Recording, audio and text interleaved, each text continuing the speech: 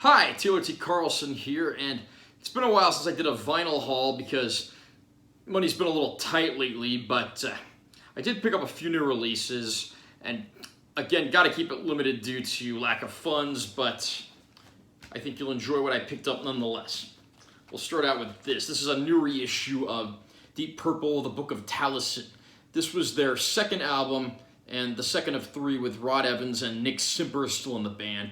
Rod Evans, of course, would go on to front the band Captain Beyond a few years later, and would later lose all rights and royalties to his work with Deep Purple because of the infamous bogus Deep Purple scandal, where he toured with other guys under the Deep Purple name in the early 80s, only to be sued by the correct members of the band. These early Deep Purple albums are a far cry from the later hard rock that became popular. These are almost like sort of like prog rock, art rock songs, and they do a few covers on here, including Kentucky Woman by Neil Diamond, We Can Work It Out by the Beatles, and River Deep Mountain High by Ike and Tina Turner. But there's also some really great original songs on here as well, and it's a great hallmark in the early state of Deep Purple that often gets overlooked in favor of Mark II and beyond. Moving on, another album from the Deep Purple family. This is Roger Glover and Guests, The Butterfly Ball and the Grasshoppers Feast. This is actually a concept album of sorts with a lot of special guests based on an old poem of the same name.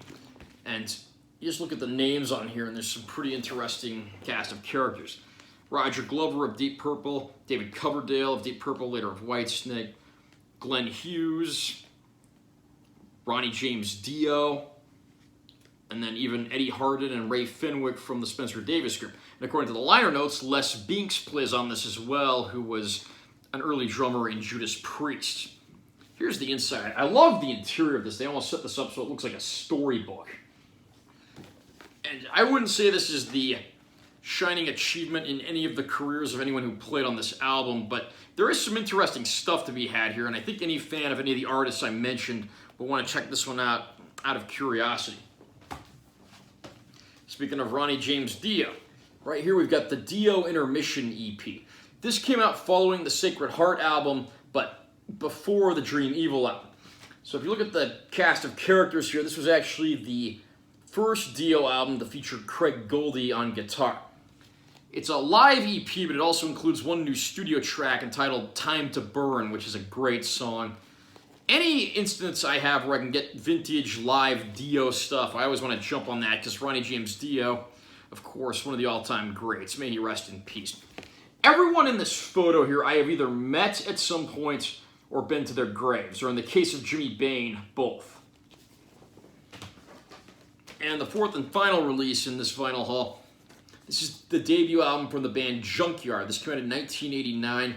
Junkyard was a great band with a melting pot of sounds. They covered everything from punk, blues rock, heavy metal, classic rock sounds. A little bit of everything blended together, and it creates one of the most unique and interesting listening experiences of the era. I just saw the current version of Junkyard about a month ago at Vamped here in Vegas. It was my first concert in nearly 2 years on account of the current state of the world. Here's the liner notes and credits. Got a piece of artwork on this side. And of course, the Junkyard boys weren't content to give us plain old black vinyl, so we get this nice little sort of mustard yellow thing too. It's a little darker yellow. It's almost sort of like a yellow-orange, but I always love colored and clear vinyl when they show up, and this is a great colored disc of a great album. Probably best remembered for the hit songs Blues, Hollywood, and Simple Man, the latter one of which is not a cover of the Leonard Skinner song. You made any good vinyl finds lately? Comment down below and let me know what you think. Also remember to subscribe to my channel because I'm always posting new content, and make sure you give this one a like if you found it helpful. I'm Taylor T. Carlson. See you next time.